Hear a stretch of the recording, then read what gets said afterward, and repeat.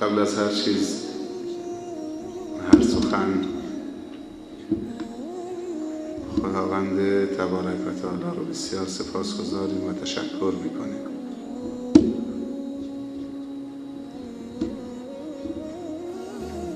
به خاطر همه توفیقات ارزشمندش، به خاطر همه نعمتهای خوب و مفیدش. اگر ما بنده خدا هستیم، تشکر حق خداست.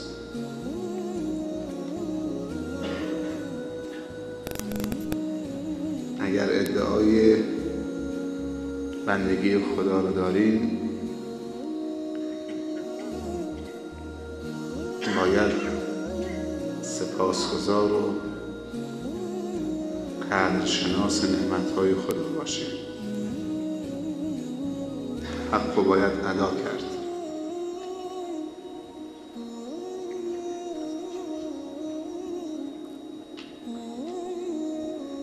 اولین کسی که باید ازش تشکر بشه الله هست، به خاطر همه نعمتهای خوبش. همه نعمتهای خداوند خوب هست. همه نعمتهای خداوند مفید هست. خاصیت هر نعمت مفید بودن هست. هر چیزی که خداوند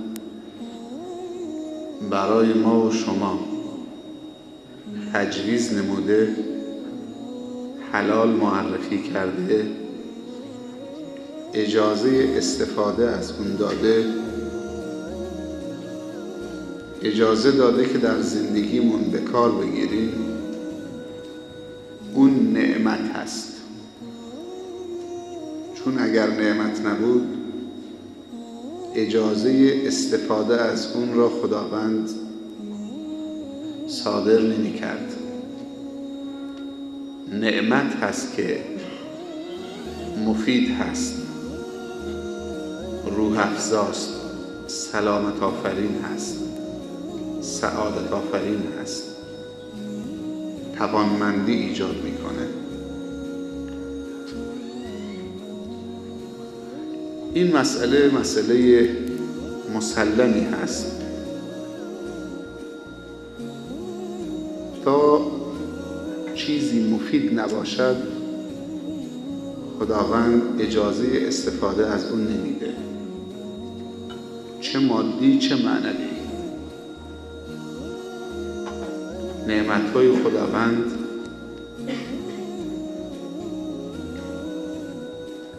سه قسمت هستند، چون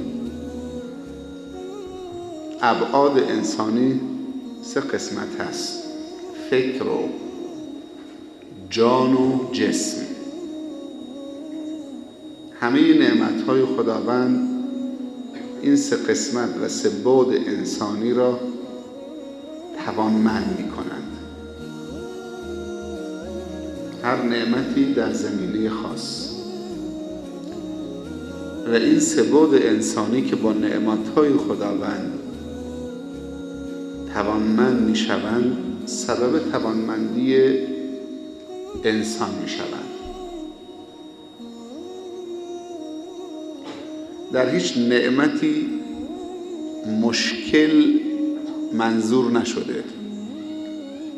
در هیچ نعمتی از نعمت‌های حلال خداوند ضرر منظور نشده. در هیچ نعمتی از نعمت‌های خداوند بی حرمتی، بی اعتباری، بی آبرویی، ذلت، خواری منظور نشده.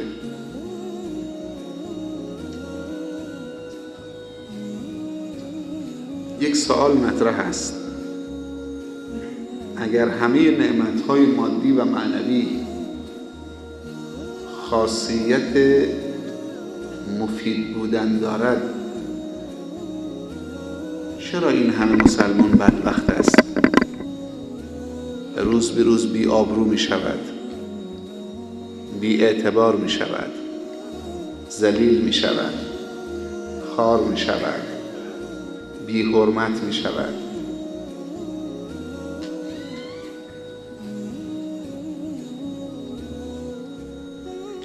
برمیگردیم به همون مطلب اول آغاز سخن، شکر.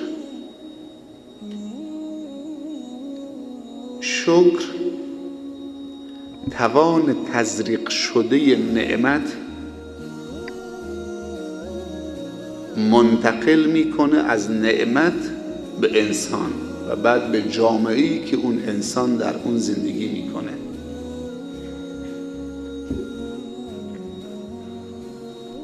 این صندلی کاری دست ما میده و به عنوان یک خاطره در کتاب ها می نویسن که خطیب از روی منبر افتاد. شنیدید که خطیب از روی منبر بیفته در اثناء خطبه؟ تو کتاب ها یه صندلی پا شکسته زیر پامون گذاشتن.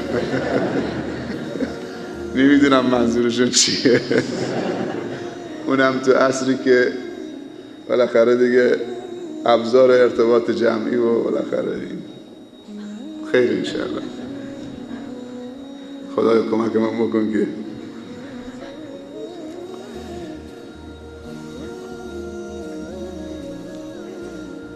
پس شکر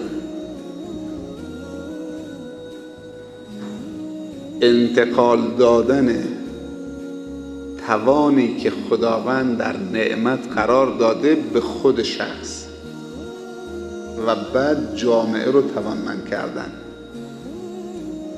این یعنی شکر. خداوند در هر حلالی توان گذاشته. اگر نعمت برای ما و شماست، توان هر نعمت دوباره برای من و شماست.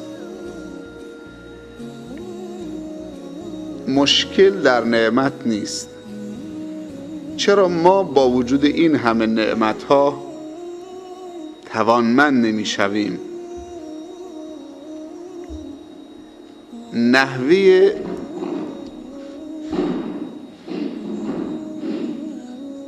نحوه تعامل ما با نعمت و برخورد ما با نعمت غیر صحیح است، درست نیست، یک جای خلل هست. حتی اگر شکرم میکنیم احتمال داره که شکرمون ناقص باشه.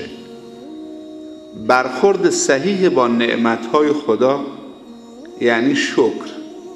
هرچی شکر کاملتر باشه انسان کاملتر و توانمندتر میشه، چون نعمت آمده که خلق خدا رو توانمند بکنه. منظور خدا از تجویز نعمتهای مفید توانمندیه برسد آدمی به جایی که به جز خدا نبیند.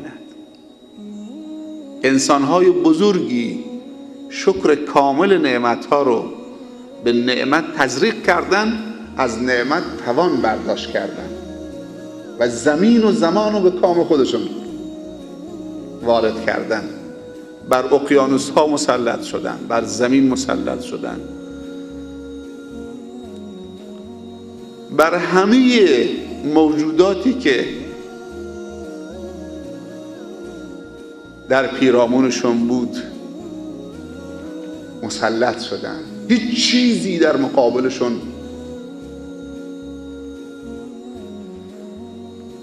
نتونست علم بشه. این شکر که از نعمت برکت و توان تولید می کند. ما به فکر جذب نعمتهای زیاد برای خودمون هستیم، مادی و معنویش، ولی جذب نعمتهای متنوع و بیشمار منهای شکر یعنی بدبختی، نابودی، فلاکت، بی اعتباری، بی آبرویی، خاتمه به خیر نشدن.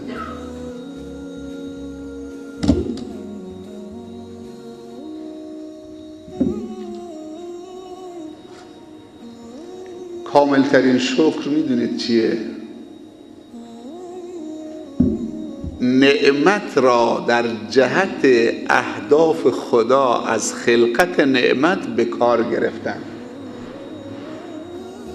این کاملترین شکره. خیلی ممنون، متشکر، دست در نکنه، این شکر نیست، این ادبه. گرچه ادب هم یک نوع شکره،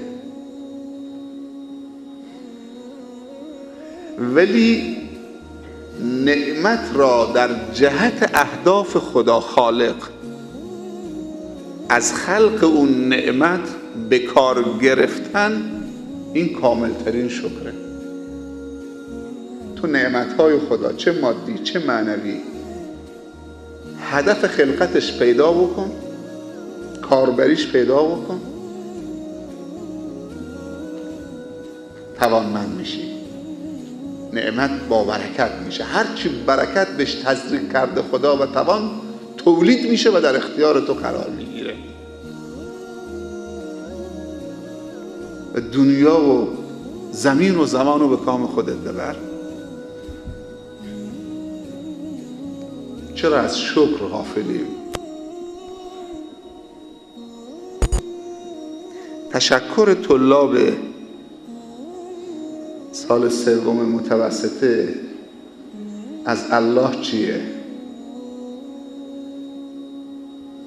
بعضی موقع فکر میکنیم در مقابل یک نعمت میشنویم از پدر و مادرمون میگن 100,000 بار شکر. این هم یه نمونه شکره. 100,000 بار شکر. شکری که سبب توانمندی میشه شکر عملی است. لئن شکرتم لازیدنکم شکر قولی نیست، گرچه اونم لازمه، ولی شکر عملی است.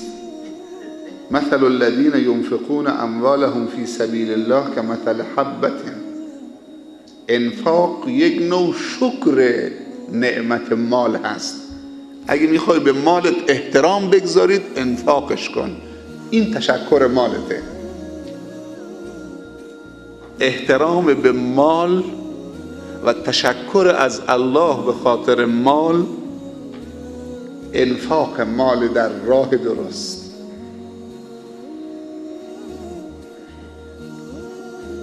اگه میخوای احترام به چشمت بذارید، مطالعه مفید داشته باش. اگه میخوای احترام به دلت بذارید، قصد خیر کن.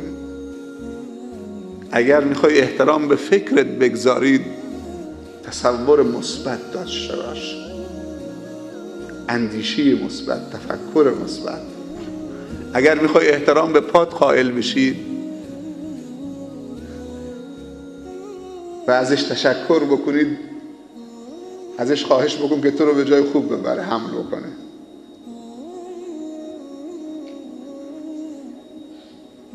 اینا همش احترام گذاشتن به چشم، گوش، مال، دوست، رفیق، استاد، شاگرد، ماشین، ضبط، میکروفون.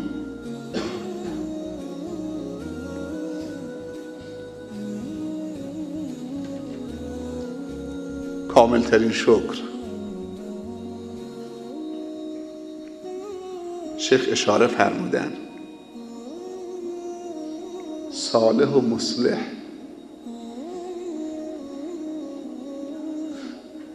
میدونی شکر صالح بودن چیه؟ مصلح بودنه، چیز دیگه نیست. تویی که سوم متوسط خوندی، صالح شدی، شکر این صالح شدنت مصلح شدنته. دیگران تلاش کردن که تو صالح بشی، حالا شدی. تشکر تو چیه؟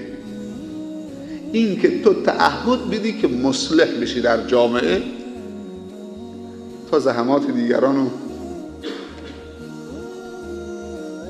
شکر صالح شدن مصلح شدنه، وگرنه صلاحت از دستت میره. هر کسی خودش تنها صالحه، تو فکر خودشه، آخرم بدبخت میشه. اگر به فکر صلاح جامعه نباشه.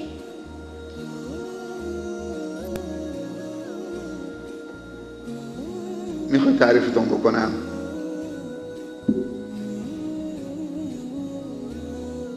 خوشتون میاد تعریفتون بکنم؟ بدون هندونه البته.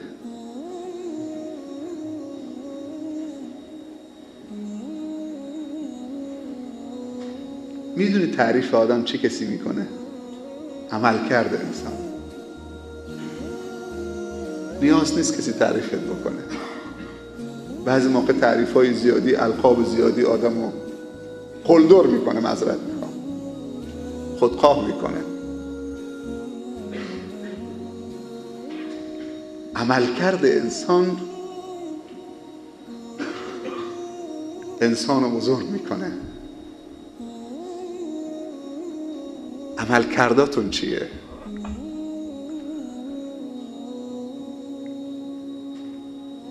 عملکرد انسان خود به خود تعریف انسان میکنه.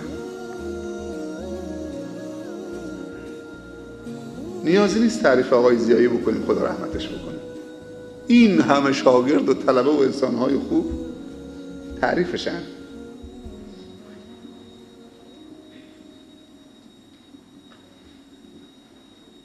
اگه طوری وانمود کردید که مردم تعریفت بکنن یا وادار کردی که تعریفت بکنن، عمل کرده چیز دیگه هست. یوم یکشف عن ساق و یدعون الی السجود.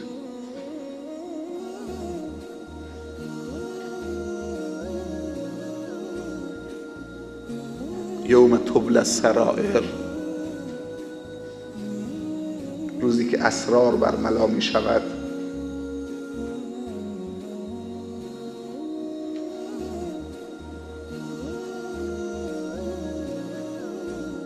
انتظار نداشته باشی کسی ازتون تعریف بکنه، این یک نقصه. اگر تعریف هم کردن مشغول به استغفار باش، چون تعریف ها و القاب هرچی بالاتر میره تو ضعیفتر میشی، به خطر نزدیکتر میشی.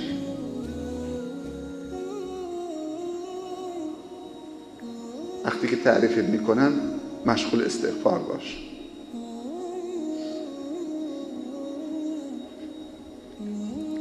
و رفعنا لک ذکرک. میدونی چه چیزی نام انسان رو بلند میکنه؟ نام نیکو از عمل نیکوست.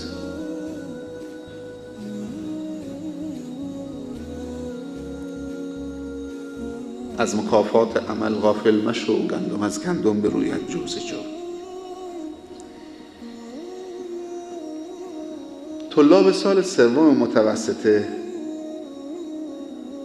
که این مرحله رو تمام کردن، نه اینکه علم رو تمام کردن، نه اینکه فارغ التحصیل شدن،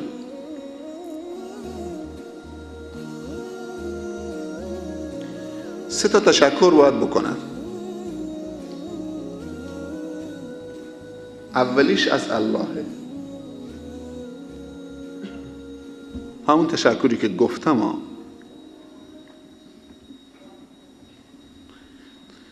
تشکر دوم از خیرین باید بکنن. طلاب مدرسه امام شافعی سال سوم متوسطه چطوری میخوان از خیرینی که این مکان پاک برای رشد فکریشان، رشد روانی و روحیشان، رشد اخلاقیشون، موقعیت اجتماعیشون، وقتی عالم بشه موقعیت اجتماعی پیدا میکنه در آینده، برای سعادتشون، برای آخرتشون، برای ایمانشون، برای تقواشون، برای حفظ آبروشون. اگه اینجا نبودی یه معتاد بودی خوب بود. همه جا معتاد هست، تو عوض هم هست. شاید از کنار مدرسه هم رد بشن.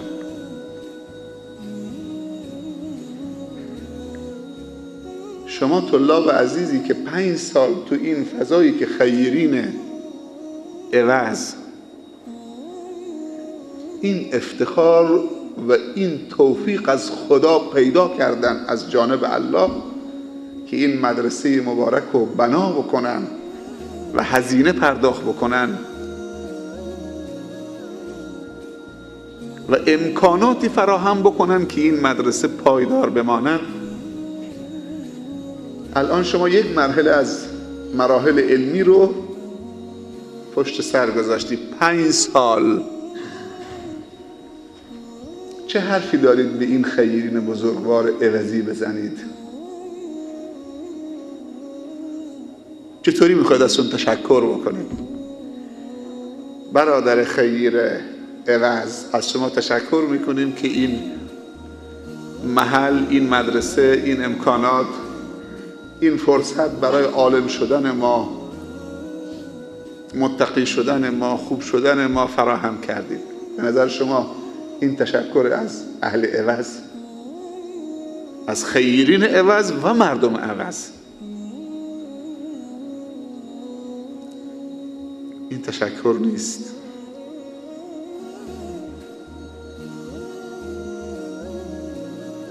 اگر به همین بسنده بکنید بعد برید اونجا دنبال کار و زندگی و همه چی رو رها بکنید،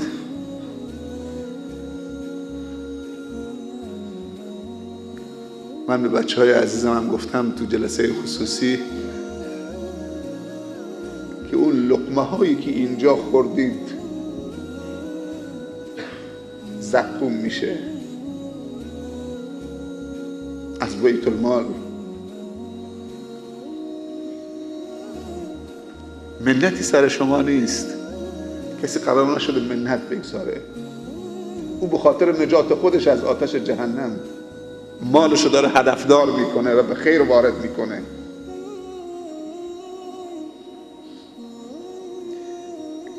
ولی 2 مرحله مقدمات و متوسطه بخونید، حداقل 5 میلیون تومان هزینه برای یک نفر شده.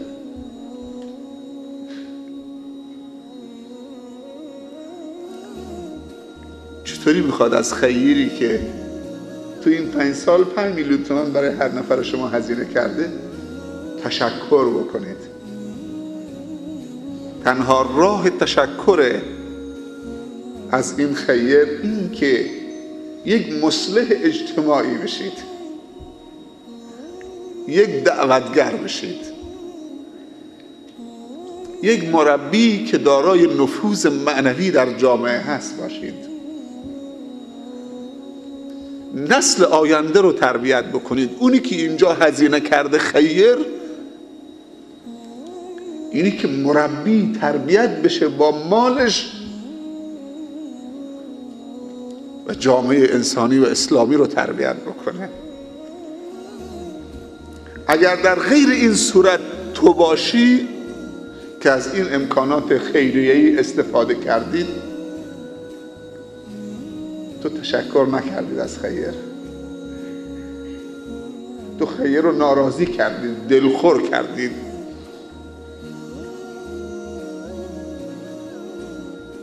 تو دهنی بهش زدید.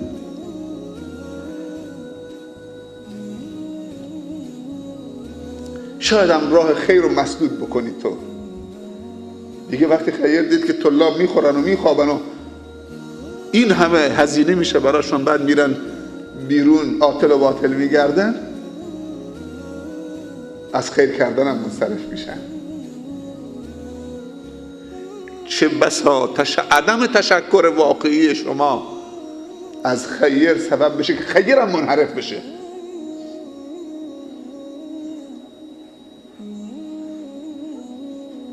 خیر هم مایوس بشه.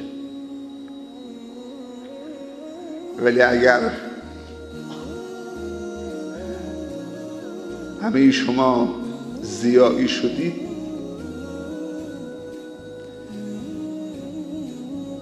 خیرین ما چند برابر میشن. کسانی که خیرم نبودن میان خیر میشن، میگن فلانی خرج مدرسه دینی امام شافعی رو داد، هزینه مالی کرد، مدرسه درست کرد، امکانات مادی مدرسه رو فراهم کرد، از هر تومنش، از هر ریالش یک ضیایی درست شد. ما هم بریم همین کار بکنیم. اگر از این همه پول خیر 4 تا سوسول درست بشه، بی تقوا درست بشه، بی تعهد درست بشه، بی مسئولیت درست بشه، بی بنده‌وار درست بشه، پناه به خدا. ولی قطعا اینطور نخواهد شد مگر کسی که دیگه نظر خدا ازش برگشته باشه. اگر نظر خدا ازت بر بگرده، تو دانشگاه مدینه هم بخونید. من نمیخوام مثال بزنم چون منم میترسم. یه درسی مادر بزرگم به من داد و مادرم خدا رحمتشون بکنه، مردگان ما و شما همه. من تنها پسر خانواده بودم. شب که میشد دیگه مادر بزرگم بود و مادرم و کوچکتر از هم بودم، همه دیگه رفته بودن خانه خودشون. قبل از اینکه مدینه برم، چراغا رو که خاموش میکردیم تو اتاق، من وسط مادر بزرگم و مادرم میخوابیدن. تا سرشون میگذاشتم میگفتن خدایا نظر تو بر نگردد. من نمیفهمیدم، بچه بودم، این چیه؟ خدایا نظر تو بر نگردد. کار هر شبشون بود. مادر بزرگ شما و مادرای شما و پدرای شما همینو میگن. بعد که رفتم مدینه، توفیقی حاصل شد، درس خوندیم. الان فهمیدم که نظر تو بر نگردد یعنی چی.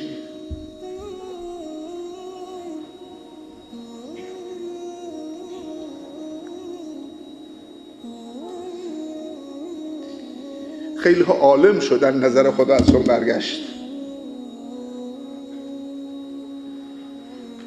خیلی ها تاجر و توانمند شدن، نظر خدا ازشون برگشت. ما فکر میکنیم نظر خدا از فقیر و جاهل برگشته. کسانی هستن که مکتب نرفتن، شب که میشه قرآن بلد نیست، روخانی قرآن بلد نیست، حروف نمیشناسه، شب یک جز قرآن ورق میزنه، دست رو خط قرآن میکشه، نگاه میکنه، اشکش جاری میشه، میخوابه. وقتی میمیره شهاده با وضو میمیره، رو به قبله، شهاده هم به زبانش میاد. اما خیلی ها عالم شدن، مدینه رفتن، دانشگاه اسلامی رفتن، موقعیت پیدا کردن، بعد ذلیل شدن، بعد نظر خدا ازشون برگشت، بعد با پست و مقام خودشونو فروختن، بعد دچار وسواس شدن، بعد لغزش پیدا کردن. یه دستگیری داشته باشید، خدایا نظر تو بر نگردد. اگه بر بگرده من از روی صندلی میافتم. منظورم این صندلی نیست.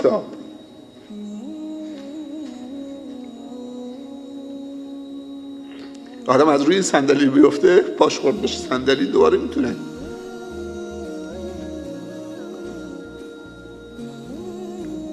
صندلی مؤمنین تو دلهای مؤمنینه.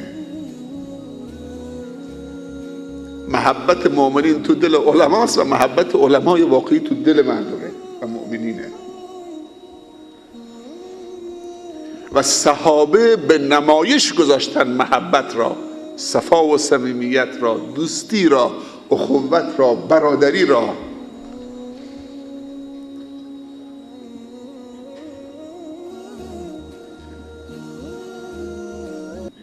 شما طلاب عزیزی که 5 سال اینجا بودید، با توفیق خدا اینجا بودید.